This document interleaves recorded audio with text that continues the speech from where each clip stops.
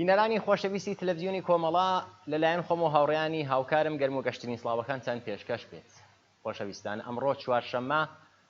17 ئاگۆستی 2022 زاینی ڕێکەوتە لەگەڵ 26 گەلاوێژی 1401 هەتاوی لە خزمەتتان دەین بۆ پێشکەشکردنی ئەڵقەیەکی دیکە لە زنجیرە بەرنامەکانی ژیانەوە.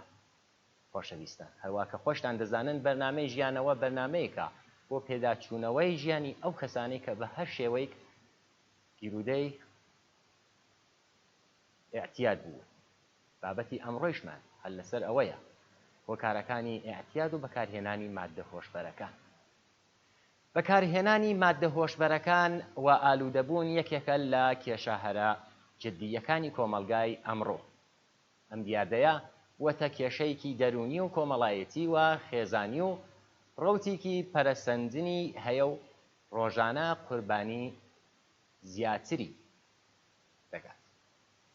خۆشەویستان، هۆکاری ئالوودەبوونی مرۆڤەکان جیاوازە، بەڵام لێکچوونێکی زۆریان هەیە. شکستی زۆر لە هەموو لایەنەکانی ژیان، سیاسی، ئابووری و کۆمەڵایەتی گرنگترین هۆکارەکانی ئارەزووی ماددە هۆشبەرەکان. شکست و ناومیدی لە ژیانی هەندێک کەس کە لێبوردنیان کەمترە دەبێتە هۆی گیرودەبوونی. هەژاری، دارایی، بێکاری، گرانی بێسنوور، زیادبوونی فشارەکانی ڕۆژانە، دەستڕاگەیشتن بە ئاسانی بە ماددە هۆشبەرەکان، ناتەواییەکانی بێدڵ، هەڵوەشاندنەوەی خێزانەکان، زیادبوونی توندوتێژی حکومی و کۆمەڵایەتی و بنەماڵەیی و سەدان هۆکاری دیکە دەتوانن هۆکاری ئالوودەبوون بە ماددە هۆشبەرەکان. بۆ وتوێژی زیاتر لەم بوارەدا وتوێژێکمان هەیە لەگەڵ هاوڕێ گەلاوێژی ڕستەمی، کارشناسی ئەرشەدی علومی ئیجتیماعی و ئەندامی کومیتەی مەرکەزی کۆمەڵا. هاوڕێ گەلاوێژ بەخێر بێن. زۆر سپاس، سڵام هەیە بۆ ئێوە هاوڕێیانی خۆشەویست و هەروەها بینەرانی ئازیز و خۆشەویستی تەلەڤیزیۆنی کۆمەڵا بە تایبەت بەرنامەی ژیانەوە لە خزمەتە. دیسان بەخێر بێن. چەندانە پرسیارمان هەیە هەر سەبارەت بەم بەرنامەیە هۆکارەکانی ئێعتیاد و بەکارهێنانی ماددە هۆشبەرەکان. پێمان خۆشە بزانین، پرسیاری ئەوەڵم ئەوەیە، هۆکاری فەردی، ڕەوانی و ژنەتیکی لەسەر ئێعتیاد ئێوە چۆن هەڵدەسەنگێنن؟ لە ڕاستیدا وەکو خۆتان لاوەڵە ئاماژەتان پێکرد، هۆکارەکانی ئێعتیاد یەکجا زۆرن. گەرچی هۆکارەکانی دەتوانێت جیاواز بێ، بەڵام یەکلانە رابطەی مشترەکیش هەیە لە بینی هەموو ئەو کەسانی کە بەداخەوە توش بوونەتە قوربانی ئێعتیاد و ئێستا تووشی ئەو نەخۆشیە بوون. یەشێک لە یعنی هۆیەکانی ئێعتیاد دەتوانێت فەردی بێ، دەتوانێت ژێنێتیکی بێ. لە بابەت ژێنێتیکیەوە مەسەن لێکۆڵینەوەکان و هەروە ئەو متارانەی تا ئێستا کراوەیە، ئەو تایقاتی تا ئێستا کراوە، ئەوەمان پێ دەڵێ کە بەتایبەت ئەو کەسانی کە تووشی ئێحتیادی ئالکۆڵ بوونە تقریبا 50% ئەوە یعنی بەخاتری ئیرسیە، یعنی لە خانەوادەدا مەسەڵەن باوک یا دایک مەسەڵەن مەصرەفی ئالکۆڵی هەبووە، بۆیە مەسەڵەن منداڵەکەش جوانەکەش لە وەختێک کە تەمەنی گەیشتە تەمەنی نەوجەوانی تووشی ئالکۆلیزم دەبێت. هەروەها زۆرێک لەو کەسانەی کە تووشی ئێحتیادن ئامارەکان ژەومان نیشان دەدات کە زیاتر لە 75 تا 80% بە پێو تحقیقاتی کە کراوە ئەو جوانانەی کە مثلا بابەتی لێکۆڵینەوەی مەیدانی بوونە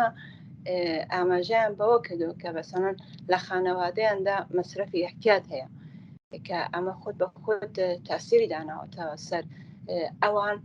دەستڕستیان بە ئێحتیاد بووە لە باری ژینێتیکیشەوە تاسیری هەیە. ئەواملی فەردی دیکەش زۆرن کە بەسان بتێبەدە و کەس بازە منداڵێکی لە منداڵێەوە دەتوانێت منداڵێکی ئەجوولە، منداڵێکی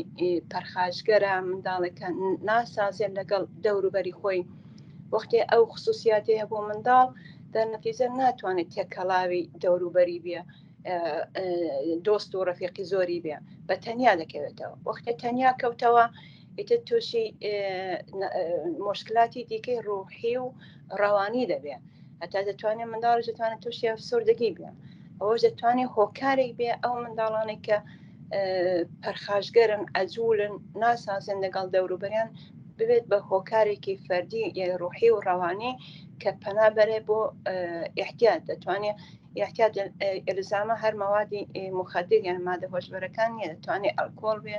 دەتوانێت زۆشتی دیکەش بێ، یا هەتا هەم منداڵانی کە زۆر ئیحساسینە زۆر درەنجن، ینی حاڵەتێکی ئەفسۆردەگی و کەم قسەیان هەیە، ئەمانش بۆکان خۆت بە خۆت ئیزۆلێرە دەبن، زۆر درەنج دەبن، تووشی اختلاف دەبن، لە رابطەی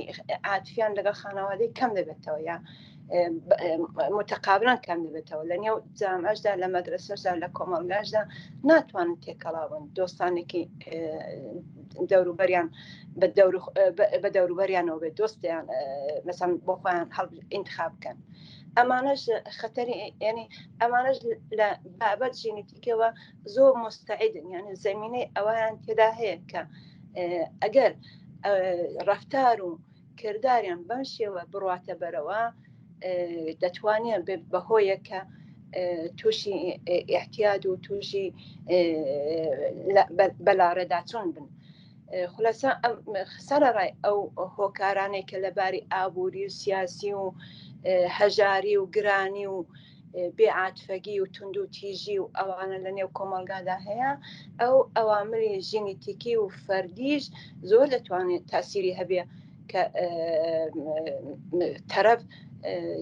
زەمینەی تێدا مساعد بێ و پەنابەرێ بۆ مادە هۆشبەرەکان یا محتاج بێ بە هەر شتێکی تر ئەز جملە ئەلکۆڵ یا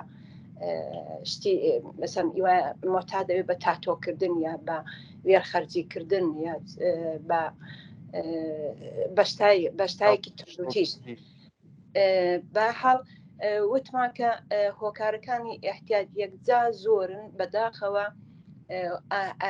هۆکاری سەرەکی هەمووی ئەو نامولایمات و وەزعیەت و لە سەتی فەردیدا خانەوادەگیدا کۆمەڵایەتیدا هەموویەوانە بانی ئەسلێش هەموویەوانە دەوڵەتە، دواتر باسی لێ دەکەین لە باسی داهاتووماندا. بە جۆرێک کەمە چاوی لێ ئەکەین ئەو کەسەرێک کە تووشی احتیاج دەبن یا دەبینن کە لە بنەماڵەدا دەبینن کە مەوادی مخدر یا هەر مادە هۆشبەرەکان بەکاردێنن، بنەماڵەکان بە جۆرێک تووشی سەرخۆردگیک ئەبن، هەم لەلایەن دەوروبەریانەوە هەم لەلایەن کۆمەلگاوە، و هیچ ئەو کەسەکە گیرودە بووە گیرودە بۆ خۆی بەنەوعی سەرخۆردە ئەبێت، بنەماڵەکەیشی پێ سەرخۆردە ئەبێت. دەورۆ نەقشی بنەماڵە لەسەر احتیاج کامانن، ئێوە چۆن ئەو هەڵدەسەنگێن؟ لە ڕاستیدا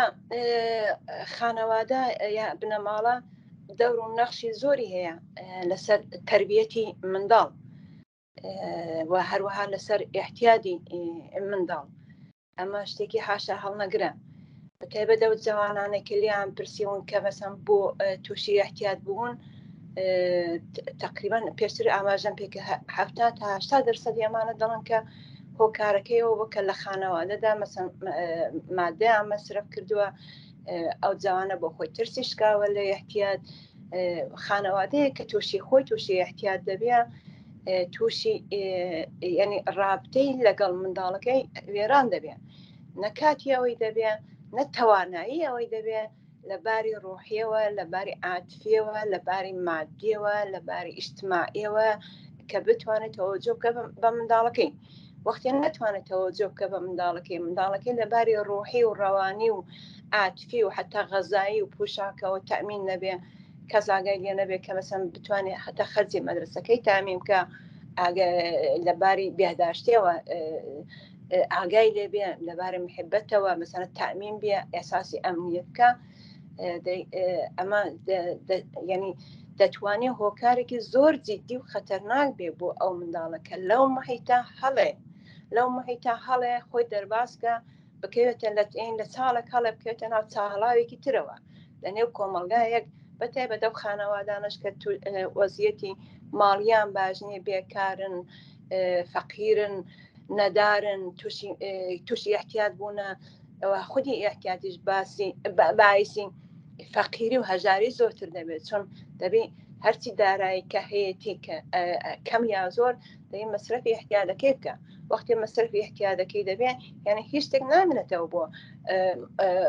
منداڵەکەی کە مەسەڵەن بتوانانی خەرجی بکێشێ و تامینی بکە پس دەرنەتیجە خانەوادە دەور و نەخشی یەکجا زۆری هەیە لەسەر تربیەتی منداڵ و هەروەها لەسەر احتیاجی منداڵ ئەرەم ڕۆژانە لە ڕۆژنامەی هێرانە باسیەوەیکە کە ئێران ینی جۆزی نۆهەمین دەوڵەتە کە خەڵکەکەی 34% خەڵک جاوە ئاماری ڕسمی دەوڵەتە ینی فوق العادە زیادە لە حەد تووڕە و خەشین و عەسەبانینە ئەمە ئامارێکە دێڵێت کە 34% کۆمەڵگای ئێران لە 85 میلیۆن خەشین و تووڕە و عەسەبانینە ئەم 35% دابزانە کە بەسەن خانەوادەیەکی 4 نەفەریدا دەکاتە چەند میلیۆن لە جەمعیەتی ئێراندا چەند میلیۆن لە جەمعیەتی ئێراندا لە خانەوادەدا ئەحساسی ئەمنیەت ناکەن خانەوادەی عەسەبانینە هۆکارەکەشی دیارە عەسەبانی خانەوادە ناشین لە وەزیەتێکی کۆمەڵایەتیە لە وەزیەتی فەقیری و هەژاری و بێکاری و گرانی و توزانم تۆمەتی خەڵک و ئەوە کە ناتوانێت ئیجارەی ماڵەکەی بدە سەحب ماڵ مەسەڵەن بێحرومەتی پێ دەکە سیپاڵەکانی فرە دەدا هەرە ڕۆژانە دانەیەکی لە سەحب ماڵەکەیان کوشکە نەیتوانی و کرێ ماڵەکەی بدە چەند مانگ بوو کە نەیتوانی هەزینەکەی بدە سەحب ماڵ لە کوچەدا کوشتی لە بەرچاوی عالم یعنی جامەیەکی ئاوە خەشین جامەیەکی ئاوە تووڕە ئەفسوردە عەسەبانی دەرنەتیجە کولەن نا کۆمەلگا بەگشتی نە خانەوادە بە تایبەتی و نە تاکە کەسیش ئەمنیەتیان نەماوە ئارامیشیان نییە محیبەت نەماوە دەگەڵ توندوتیژی ڕۆژانە لە خانەوادەڕە بگرە بەرەوڕوو دەبن تا کۆمەلگا تا مەکتەب لە مەکتەبەکان چەندە دەبینی کە چەندین منداڵ بەهۆی کوتەککاری دەڵێ شکەنجەگایە دەڵێ زیندانن لە مەکتەب ناچیە منداڵ کەوتۆتە بیمارستان مەسەڵەن دەگەڵ توندوتیژی معالی و ڕوبەڕووبەتەوە خلاصە کولەن بڵام دەتوانم بڵێن جەمعیەتی ئێران بەگشتی دەتوانم بڵێن بەشی هەرە زۆری بەهۆی فەقر و گرانی و بێکاری و بەدبەختی و مشکلات و نائومیدی و فشاری ڕوحی و ڕەوانی و سیاسی لە ئەمنیەت دانی و خودی ئەوەش تەزریق دەکرێتە سەر منداڵانێک کە بۆ خۆیان ئاگیان لە هیچ شتێک نییە کە احتیاج چاویان لە دەستی گەورەیە چاویان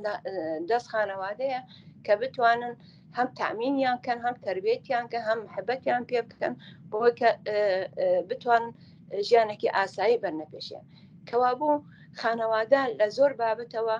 نەخشی یەکجا زۆری هەیە کە خودی خانەوادەش لەلایەن کۆمەلگا و دەوڵەتەوە لەژێر گۆشاردایە خانەوادە لەباری اقتصادیەوە لەباری تووشی کێشە بووە شیرازەی خانەوادە هەڵوەشاوە میزانی تەلاق لەسەرەیە داوا و مرافعە یەکجار زۆرە کە زۆرترین لەتمە زەربە لە خانەوادەدا لە کێشەی دایک و باوەک منداڵەکە دەیبینی وەختی ئەو منداڵە لەتمەی دیت ئەو منداڵە لەباری ڕۆحی و ڕەوانیەوە داغام بوو ئەساسی ئەمنیەتی نەک لە خانەوادە بەڕێک گەورە بوو لە خانەوادە هەڵدێ ڕوو دەکاتە خیابان لە خیابانش دیارە کوتمان پێشترش کتومانەکەوانە دەبنە قوربانی مافیای مەوادی مخەدر کە خودی دەوڵەتە هەروەها ماشێنی مافیای سێکس کە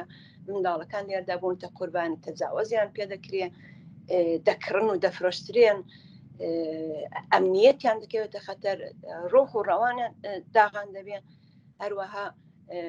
ئەمەش هۆیەکی زۆر گەورەیەکە بۆیە ڕێژەی احتیاج لەباری سینیەوە لە ئێران یەکجا زۆر هاتەتە خوارێ کلیپێکم بینیەوە کە منداڵێکی 8 ساڵە دوو منداڵی 8 ساڵە 9 ساڵە احتیاجیان هەیە حتى زۆربەی ئەو جوانانێک کە ئێستا احتیاجیان هەیە دەورانێک ئەوانش منداڵ بوونە لە ژێر تەمەنی 18 ساڵ بوونەکە ژێر تەمەنی 18 ساڵ کە بە منداڵ حیساب دەکرێت گەرچی ئێستا مەسەڵەن لەسەرەوە 18 ساڵە کەوا بۆ نەخشی زۆری هەیە مخب لەو کۆمەلگای ژیاوین زۆریش نی من هاتمە لەوە کەچی ئەبینین لە کۆمەلگا یانێ نیگایکی نیگاتیڤیان هەیە نسبەت بە معتاد یا ئاوا بێژین دیدگایەکی منفیان هەیە نسبەت بە کەسی کە ئیرودە بووە واتێتر معتاد بووە و متقابڵەنیش معتادیش ئەویش هەروە دیدگایەکی منفی هەیە لە کۆمەلگا یعنی دڵی خۆشێکی نییە لە کۆمەلگای کە لە مناویە ئەژیت کۆمەلگا چ کاریگەریکی لەسەر ئێعتیاد هەیە لە ڕاستیدا هەر وەکو پێشتر کوتبان بنەماڵە تاسیری ڕاستەوخۆی هەیە بەو ئەندازەش ڕاستەخۆ کۆمەلگا تاسیری ڕاستەخۆی هەیە لەسەر ئیحتیادی ئینسانەکان لە کۆمەلگادا بە هەموو تەمەنێکەوە بە ژن و بە پیاوە بە گەورە بە چووکەوە بە منداڵەوە بگرە لە کۆمەلگایەکە لە ئەرزی 2 دقیقەدا تۆ بتەوێ مەسەن مەوادی مخدر مادە هۆشبەرەکان بەدەستبین لە ماڵە دانیشە تەلەفۆنی بکە دوای 2 دقیقە تۆ دەتوانین دەستڕەسی پەیداکەی بە مەوادی مخدر ئەوە یەکێک لە هۆکارەکانی ئەسڵی یەکێک لە هۆکارەکانی ئەسلی بەڵێ توشبوون بە مادە هۆشبەرەکانە لە کۆمەلگایەکدا کە هەژاری و نەداری و بێئیمکاناتی و نەبوونی تەفریح و خۆشی و شادی یعنی هەرچی شادیە ستانداردی ژیان لە خەڵک زەوت کراوە حتا نانی وشکیشیان لێ زەوت کراوە خەڵک هیچ دڵخۆشیێکی نیە ناومیدە ئەفسۆردەیە لەو کۆمەلگایەدا ناتوانانی ئینتزاریەوە بێ کە ئینسانهای سالم ئینسانهای شاد تربیت بن ئینسانهای سالم کە بتوانێت یعنی تووشی مادە هۆشبەرەکان نەبێت دیارەقەکان هەموو ئینسانەکان پەنا نابن بۆ مادە هۆشبەرەکان بەڵام بەهۆی ئەو هەموو فشارە ئەزیمەیەوە کە لە هەموو لایەکەوە فشاری هێناوە بۆ سەر کۆمەلگا بۆ سەر ئینسانەکان بەداخەوە زۆرێک لە ئینسانەکان بوونتە قوربانی ئەو وەزیەتە نامناسبە کە لە ژیاندا تەنگیان هەڵێناون و پەنا دەبن بۆ مادە هۆشبەرەکان بەتایبەتە منتقانەی کە فەقیرنشینن کە هیچ تەفریحێکی تیان نیە هیچ ئیمکاناتێکی تیان نیە حتا مەسەن مەیدانێکی چکۆلەی تێدانی کە 4 منداڵ بچێ مەسەن لەوێ تۆپ بازی بکە مەسەن کایە بکە بەڵام لە ئەوەزە لە ماڵ چۆ دەرەوە بەدەیان تووشی دایان محتاج دەبینیە ئەوانە هەمووی هۆکاری زۆر سەرچینە کۆمەلگایە محیتە کە دێنی زمینەیەکی وای فەرهەم کردووە کە بە هاسانی مادە هۆشبەرەکان وەدەستیان لە ماڵ بچێ دەرێ بە دەیان کەس تووشی دەیان کەس محتاج دەبی لە ماڵێ ئەمنیەت نییە تەمینی دەی هەمووی ئەوانە دەستیان داوەتە دەستیەک کە بەداخەوە بۆتە هۆی بەدبەختی و ناومێدی و پەنابرنی بەشێکی زۆر لە کۆمەلگا بۆ مادە هۆشبەرەکان و چ بەسە جوانان بە تایبەتی حتا ژن و منداڵیش کەوا بوو بەو ئەندازە کە خانەوادە تاسیری هەیە بەو ئەندازەش کۆمەلگا تاسیری هەیە لەسەر زیادبوون و کەمبوودی یا کەمبوونی محتاج لە کۆمەلگادا بەتایبەت لە کۆمەلگای ئێراندا کەسێک کە محتاج بوو بە چاوێکی منفی چاویان لێ دەکەن حرمەت و کەرامەت و شخصیەتیان دێتە ژێر پرسیار و خەڵک پشتیان تێ هەڵ دەکەن ڕۆژێ بەدایان قات ئەمانە دەمرن و دەژینەوە معلومە کە ئەمە ئەم دەبێتە فەرهەنگێکی حاکم فەرهەنگێکی کۆمەلگا وەختێ لە جامەیەکی وەکو ئێراندا کەسێک کە تووشی مادە هۆشبەرەکان دەبێت دەباتی وەکو نەخۆش وەکو قوربانی چاوی لەکەن و یارمەتی گەن و کۆمەگیکان وەکو مجرم چاوی لێ دەکەن وەکو کەسێکی خراپکار چاوی لێ دەکەن کەرامەتی دێتە ژێر پرسیار معلومە لە کۆمەلگایەکی ئاوادا ئینسانەکان بەداخەوە زۆر ئاسیب پەزیرن ینی ئەگە ببەخشە ئەگە بۆ خۆشی مەسەڵەن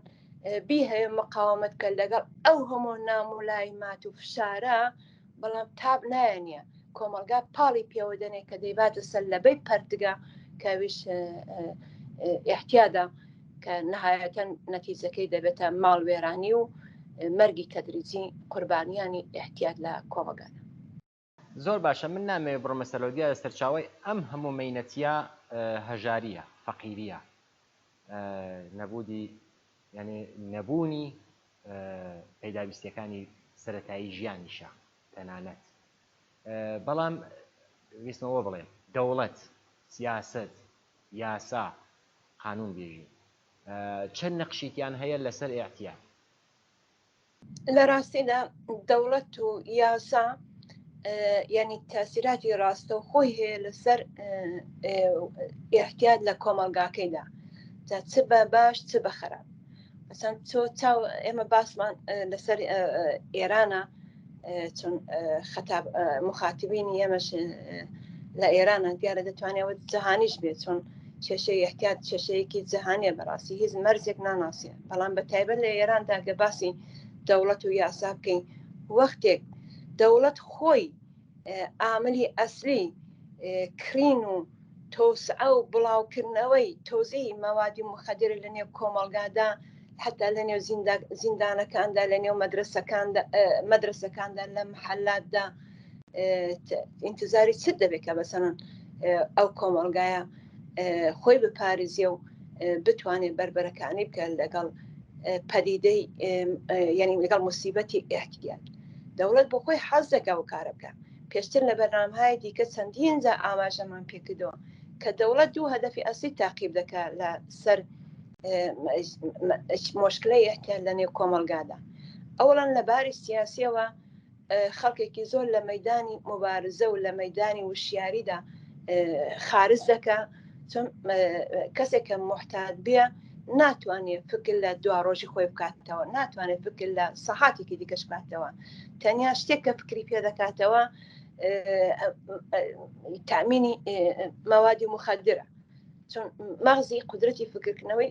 لێ وەرگیراوەتەوە، یعنی وێران کراوە لە باری ڕۆحی و ڕەوانی و فکری و مەغزیەوە ئەوە وێران کراوە. دەوڵەتیش ئەوەی دەوێت کە کۆمەلگا لە جیاتیەوەی کە پەنا بەرێ بۆ یعنی دەستکە بە مبارزە فکر لە ڕیشەی بەدبەختیەکانی کۆمەلگا بکاتەوە، لە بێکاری، لە گرانی، لە هەژاری، لە وەزعیەتی ئێستادا بێ ئاوی، بێ بەرقی، مەحرومیت لە هەموو شتێک، نەبوونی شادی، نەبوونی تەفریگا، هەمووی ئەوانە، ئەوە کە زیندانی زۆرە، شکنجە زۆرە، ئازادینی هەمووی ئەوانە لەباتی بتوان فکر لەوانە بکاتەوە. دەوڵەت حەز دەکە کە خەڵک پەنابەرێ بۆ مادە هۆشبەرەکان فقط لە فکری تامینی مادە هۆشبەرەکان دابێ. ئەوە هەدەفی سەرەکی دەوڵەتە. دومین هەدەفیشی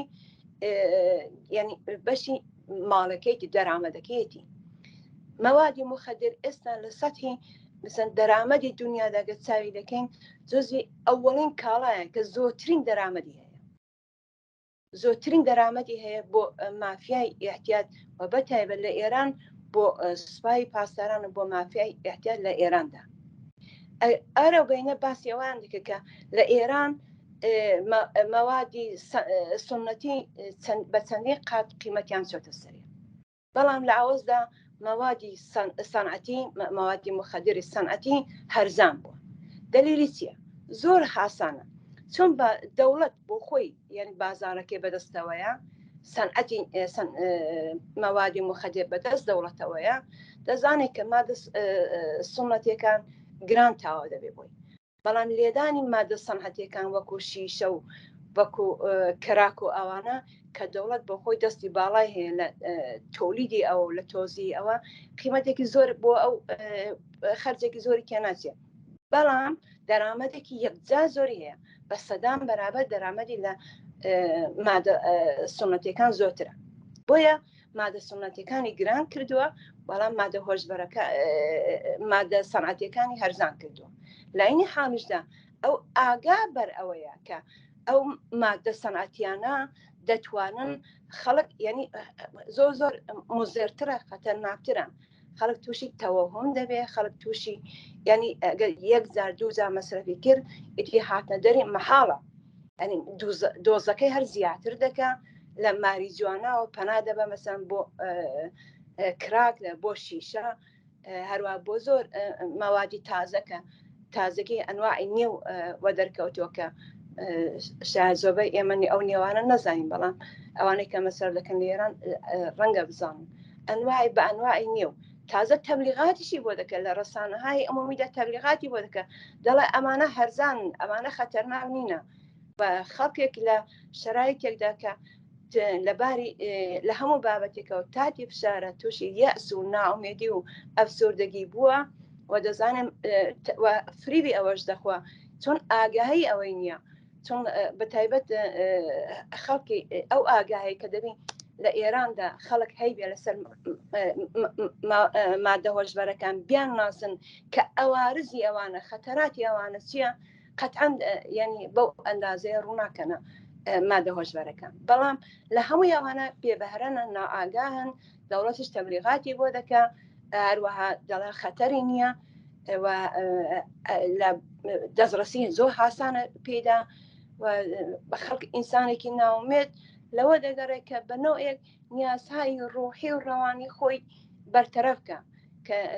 بە شێوەی ئاسایی نە کاری هەیە نە دەرامەدی هەیە نە خانەوادەیەکی بە محبەتی هەیە گەرمگوڕی هەیە کە ناتوانێت نیازهای ڕۆحی و ڕەوانی خۆی تامینکە زۆر حاسان پەنا دەبات بۆ مادە هۆشبەرەکان کەوا بوو و هەروەها لە ئێراندا لەباری قانونیەوە بەو ئەندازەی کە کەسێک کە مادەی هۆشبەر بەکاردێنیە مثلا دەیگرن بگرە بەدەیان جا کەسان زیندانی کردو و ئەدامیشیان کردووە بەڵام خودی مافیا چۆن دەوڵەتە چێت دیتۆ کە مەسەن بڵێن ئەو مافیای ئەمدەی ماوادی مخەدە لە ئێرانگیرا چون هەم بۆ خۆی دەست و پەیوەندی دەوڵەتن دەست و پەیوەندی دەوڵەت بەدەیان تۆن لە فرودگاکان مثلا موادی مخەدە وارد دەکەن و سادر دەکەن تاسن نمونەی بۆ بەڵام نەفەرشیان لە فرودگا گرتووە نا بەڵام لە کوچە و خیابانێکدا نەفەرشیان گرتووە کە مەسەن گرامێک 2 گرامی بەدەستەوەیە یا فروشەندەیەکی چووکە بۆ ئەو فروشەندە چووکانش ئەوانش خۆیان قوربانی احتیاج و مافیای مەوادی مخەدرن لە ئێراندا کەوابوو هەم دەوڵەت هەم یاسا تەسیری یەک ڕاستە و خۆی هەیە لەسەر زیادبوون و کەمبوونی کێشەی احتیاج لە وڵاتانی وەکو ئەوروپاییدا کەسێک تووشی احتیاج دەبێت بە میلیۆنها خەرجی لێ دەکەن کە دووبارە تربیەتی کەنەوە کە تەرکی احتیاجی پێ بکەن من بۆ خۆم لە شوێنێک کارم کردو کە بەدەیان کەس هاتوونە و ڕۆیشتونە بە چەندین مانگ بە ساڵ لەوێ ماونەتەوە کە بلاخرە کێشەی احتیاج مثلا بەرتەرەفیان کردو کاریان بۆ پەیداکردونە ماڵیان بۆ پەیداکردن بۆ کە ژیانێکی ئاسایی دەست پێ بکەن یارمەتیان دەکەن ئەو خەرجەکەشی هەمووی لە پای دەوڵەتە بەڵام لە وڵاتێکی وەکو ئێران دەوڵەت نەتەنیا مەسئولیەتی باس پەروەری قوربانیانی احتیاج بە ئەوەدەوە ناگرێ و خانەوادەکانش لەباری ماڵیەوە توانایی ئەویان نییە بەکو دەوڵەت ئاگاهانە خەڵک محتاج دەکە یعنی بۆ کە نەتوانن فکر لە داهاتی خۆیان بکەنەوە بۆ کە دەوڵەتە بتوانێت چەند ڕۆژێک زیاتر لە حاکمیت دامێنێتەوە هەروەها هەموو ڕۆژی زیاتر بە میلیاردە پوڵ لە ژیرفانی ئەو خەڵکە بچێشێتەوە سەرفی دەوڵەتی شەڕای نیزامی و توزانم لە لوبناان و لە فەلەستین و لە یەمەن و لە سووریە و لە عێراقکە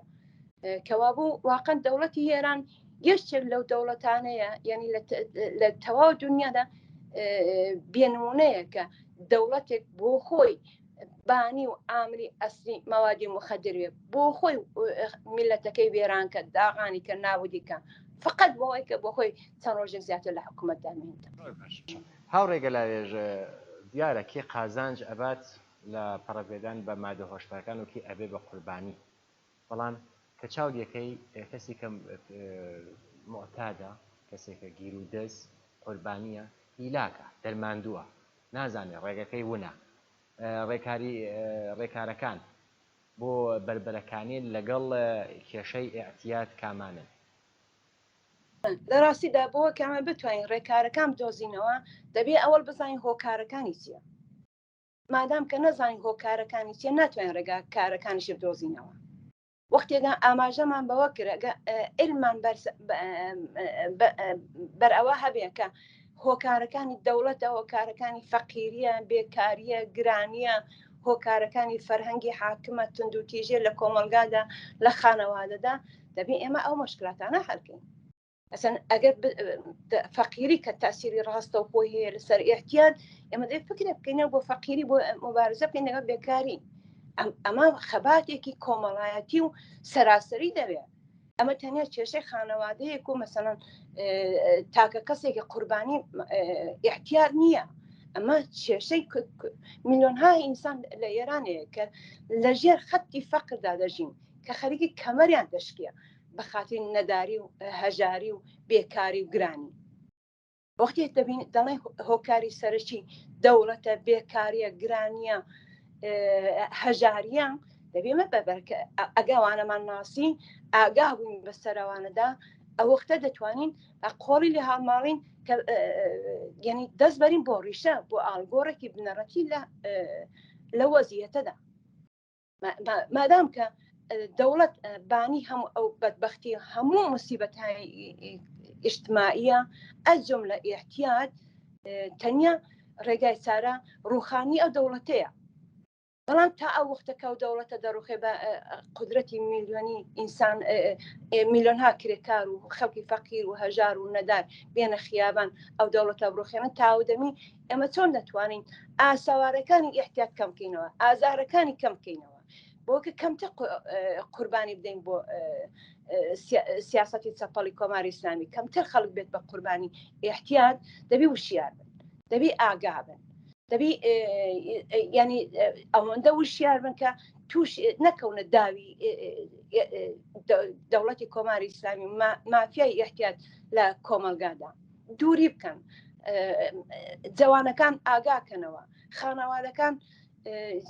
ینی کێشە و مشکلاتی خۆیان بە کێشە و مرافعات لە نێو خانەوادەدا ناتوان حەلکەن. دەبی وەسیعتر فکر بکەنەوە ئەو کێشەی ئەوان کێشەی خانەوادە، کێشەی فەر، کێشەی قوربانی محتاج تەنیا کێشەی فەردی و خانەوادەگی نییە، کێشەی کولی کۆمەڵگایە. ئەگەر ئاوا چاوی لێ بکەین بە دیدێکی ڕۆشنەوە ئاگاییمان بێرە سەر وەزیەتە، هۆکارەکانی احتیاج بناسین، قەتعەن دەتوانین ڕێگاکارەکانشی بە شێوەی دەستەجەمی هاسانتر پەیدا بکەین. ئەو وەختە دەتوانین بەخەرە لە جێگایەکەوە دەست پێ بکەین کە یارمەتی دەری یەکبین لە جیاتیەوەی کە سەرزەنیشی قوربانی محتاج بکەین یا خانەوادەکەی بکەین، دەستی بگرین، یارمەتی بکەین. بەتایبەت من دەتوانم ڕوو بکەم ئەو کەسانێک کە تەخەسوسیان هەیە، پزیشکەکان، ڕەوانشناسەکان. ئەگەر پزیشک ڕەوانشناس دەبی ئینسانی بیر بکاتەوە، لە بار ئینسانیەوە دەبی دڵی بسووتێ بۆ وەزیەتە، سەیر بکەم بکە بە شێوەی ڕایگان مشاورە بدەن بە خانەوادەکان بە قوربانیانی احتیاج کە ڕاهنمایان بکەن کە جاری وایە تەنیا یەک جرەقە لە ژیاندا بەسە بۆ کە بتوانین ژیانی ئینسانی نەجات بدەین. ئەم جرەقەیە دەتوانێت پزیشکێک بێ، ڕەوانشناسێک بێ، مشاورێکی ئیجتماعی بێ، یا کەسێک بێت کە پێشتر بۆ خۆی قوربانی احتیاج بوو بێت، ئێستا خەریکە خۆبەخشانە کار دەکە، دەتوانێت تاسیریان هەبێت. ئەو جار خودی شێوەی ینی هەڵس و کەوتی کۆمەلگا بەو قوربانیانە دەتوانێت جرەقەیەک بێ، دەتوانێت ڕۆشنایەک دە ئومیدێک دەباوانە کەیتر پاڵیان پێوەنەنی بسەسە پەردگای مەرگ کە ئەوانە تێدا بچن. ئێمە ژیانی ئێمە ژیانی ئینسان لە کۆمەلگادا بەیەکەوە گرێدراوە، مادام کە نیوەی کۆمەلگاکە تووشی بەدبەختی و نەداری و توزان ئەنوای موسیبەت بووە، ئەو کۆمەلگایە بەگشتی نەخۆشە، یعنی ئازاری پێوە دیارە. ئەو کۆمەلگایە بەگشتی ناتوانێت کۆمەلگایەکی شاد بێ، سالم بێ. ڕاستە خۆ یان ناڕاستە خۆ تاکە تاکی ئەفرادی کۆمەلگا دەگرێتەوە. بۆیە مەسئولیت لە مقابل ئەو وەزیەتەدا زۆر گرنگە کەمە یعنی تاکە فەردی ئەم کۆمەلگایە دەبێت ئەحساسی مەسئولیت بکەن، یارمەتی بکەن بەو قوربانیانی احتیاج بە خانەوادەکانیان کە وەختی هۆکارەکەمان ناسی ئاگا بووینەوە بەسەر وەزیەتەدا، یارمەتی یەکترماندا، قەتعەن ئێمە دەتوانین لەو مەیدانەدا پاشەکشە بە دەوڵەتی کۆماری ئیسلامی بکەین. ئیتر لەوە زیاتر قوربانی نەدەین بە سیاسەتی کۆماری ئیسلامی. ئەو وەختەیە کە ئێمە دەتوانین ئەو وەختە دواتر بە پێی تەجروبەی کە ئەو وەختە بەدەستێ، یعنی لە عینی کارکردندا مبارزەدا تەجروبەی زۆرتریش بەدەستێ، ڕێگاکاری باشتریش دەدۆزرێتەوە. بەڕاستی ئێستا ئەوەندە هۆکارەکان زۆرن، ئێستا تۆ ناتوانین نسخەی پێسیەوە بڵێ ئەوە ڕێگاکاری ئەسلیتی نا، هیممەتێکی خەباتێکی جەماوەری پێویستە، ئاگایی پێویستە، ڕێخستنی پێویستە بۆ ناکرێ خانەوادەی قوربانیان ڕێکخراوەیەک پێک بێنن 200 ساڵەوە پێش هەر لەم سوێدا مەسلەی ئالکۆل یەکێک لە گەورەترین کێشەکانی ئەو وڵاتە بوو کە بەتایبەت پیاوەکان زۆرترین ینی قوربانیانی ئەلکۆلیزم بوون تەمەنی پیاو ئەو وەختە لە 35 ساڵ نەدەچۆ سەریە تەمەنی ژنی لە 37 ساڵ تا 30 ساڵ نەدەچۆ سەریە 200 ساڵەوە پێش ینی فەقیرێکی و هەژارێکی یەکجار زۆر ینی یەخەی خەڵکی سوێدی گربوون بەڵام لەو سەردەمەدا ژنێکی وشیار و تێگەیشتوو کە ناوی چۆتە تاریخەوە بنی فرێدریکە برێمەر ڕێکخراوەیەکی پێنە بە ئەلێ ئەلکۆلیزم بەدەیان و سەدان کەسی ئەوەڵ ڕێکخراوەیش ینی کۆمەڵایەتی لە وڵاتە پێکاتەوە ئەم ڕێکخراوەی زیدی ئەلکۆلیزم بوو کە فرێدریکە برێمەر پێکی هێنا خەباتی کە لە دژی ئەلکۆلیزم تەئسیری زۆری بوو لە ماوەی چەند ساڵدا توانی میزانی ئەلکۆلیزم لە سوێددا زۆر بێنێتە خوارێ و هەروەها ئێستا لە دانیشگاکانی ئێرەدا وەکو تەجروبەیەکی تاریخی هیمەتێکی جەماوەری باسی لێ دەکەن کە ئەمە بێت بە سەرمەشە ببێت بە دەرس تەجروبەیە ئەمە لە تەجروبەی وڵاتانی دیکە کەڵک وەرگین بۆکە بتوانین ئەو وەزیەتە بگۆڕین مادام کە ئێمە تەکان نەخۆین دەست لەسەر دەستدانێت پێمان وابی کە مەسەن خەتاکە بخێنە سەر فەرد و خانەوادە ئێمە بەدەست خۆمان ینی مشکلمان بۆ خۆمان ساز کردو ئیجازەمان داوە بە دەوڵەت زیاتر لەوە قوربانی وەربگرێت لەو کۆمەلگادا و ئێمە زیاتر قوربانی بدەین بۆکە کەمتە قوربانی بدەین دەبین لەو دەرس و تەجروبە و تاریخ و مێژوەیە کە ئێستا لەدەستدا هەیە کەڵک وەربگرین و ئەوەش ئیمکان پەزیرە ممکنە ئەگە بمان هەیە هەر لە ئێستاوە دەست بەکاربین ڕێکخراوەیەکی زیت مبارزە لەگەڵ ماوادی مخدر پێبین شتێکی ئینسانیە مەدەنیە دەتوانێت هەمەگیریش بێ من مطمئنم کە لە دەرەوە و لە ناوە خەڵکێکی زۆر پشتیوانی لێ دەکات دەتوانێت زۆرش موفق بێت هەر وەکو ئەو ڕێکخراوەی ژنانی سوێد 200 ساڵەوە پێش موفق بوو ئێستا وەکو دەرسی تاریخ لە دانیشگاکان ئیسفادەی لێ دەکەن زۆر سپاس هاوڕێگە لاوێژ من پرسیارێکم نەما خۆتان بۆ ئەوەی کە سەوباسێکتان بێت لەگەڵ بینەرانە ئاخرین پەیامی خۆتان لەم ئەمڕۆ بەنامەی ئەمڕۆماندا پێتان خۆشە فەرموو من تەنیا پەیامێکی کە هەمە بۆ بینەرانی خۆشەویست کێشەی احتیاط جدی وەربگرن چاوپۆشی لێ مەکەن خەریکە نەسلی ئینسان نەسی داهاتووشمان دەبێتە قوربانی سیاسەتی دەوڵەتی کۆماری ئیسلامی ئەگە ئێمە چاوپۆشی بکەین لەوە جدی نەگرین قەتعەن ئێمە زەرەی زۆرێکیدا دەکەین بە قوربانی زۆری لێ دەکەوێتەوە و دەوڵەتیش لە وەزیەتە ئیسفادە دەکەن تەمەنای منەوەیە کە خەڵک قۆڵی لێ هەڵماڵێ کێشەی احتیاط بە کێشێکی کۆمەڵە وەکو کێشێکی کۆمەڵایەتی چاوی لێ بکەین وەکو دەردێکی مشتەرەک چاوی دەکەین دەردێکی مشتەرەک علاجێکی مشتەرەکیشی دەوێت ئەو علاجە تەنیا ئاگاهی و ڕێخستنی کۆمەڵایەتیە بۆ بەربەرەکانی لەگەڵ ئەم وەزیەتە وهروەها بۆ نەجاتدانی قوربانیانی احتیاط وهروەها بۆەوەی کە نێڵین کە قوربانی زیاتری لێ بکەوێتەوە ئەم بەرنامەی ئێمەش بەرنامەی ژیانەوە بەرنامەیەکە لە خزمەت ئێوەدا ئێوەت بە ڕەخنە و بە پەیام و بە پێشنەهادی خۆتان دەتوان ئەم بەرنامەیە دەوڵەمەندتر بکەن تەجروبەی خۆتان بۆ ئێمە باس بکەن کە ئێمە بتوانین بڵاوی بکەینەوە هەر کەسێ بتوانێت ژیانی یەک نەفەر نەجات بدا ئەو بۆ خۆی گەورەترین خزمەتە بە ئینسانیەت بە بەشەریەت بە داهاتوو بە ڕزگاری ئینسان تەنیا بە ئەم کارەش بۆکە بۆ هەدەفە بگەین فقط بە یارمەتی دەسەجەمی ئێمە دەتوانین بە هەدەف بگەین دەردی وەکوتم دەردی مشتەرەک ینی چارەی مشتەرەکی دەوێت ئەوەش بەبێ هاوکاری و هاودڵی و هاوخەمی یەکتر ینی مسۆگەر نییە قەتەن ئەگە ئێمە قۆڵی لێ هەڵماڵین و یارمەتی یەکتر بدەین ئێمە دەتوانین دەوڵەتی کۆماری ئیسلامی بە چەک دابێنین بە ئینسان بۆ هەمیشە ڕزگار بێ لە دەست ئەم مەینەتە و ئەو وەزیەتە کە ژیانی بە ئینسان تەنگ کردو و خەریکە ئینسان خەفە دەکە و خەریکە ئایندەشیان نابود دەکە هەر بژین هەر سەرکەوتوو زۆر سپاس هاوڕێگە لاوێژ ویستان بەخێر بیت بینەرانی خۆشەویست لێرە هاتینە کۆتایی بەرنامەی ئەم هەفتەیەی ژیانەوە هیوادارم ژیانێکی خۆشتان بێت تا بەنامەیەکی دیکە و چاوپێکەوتنێکی دیکە ماڵەوە.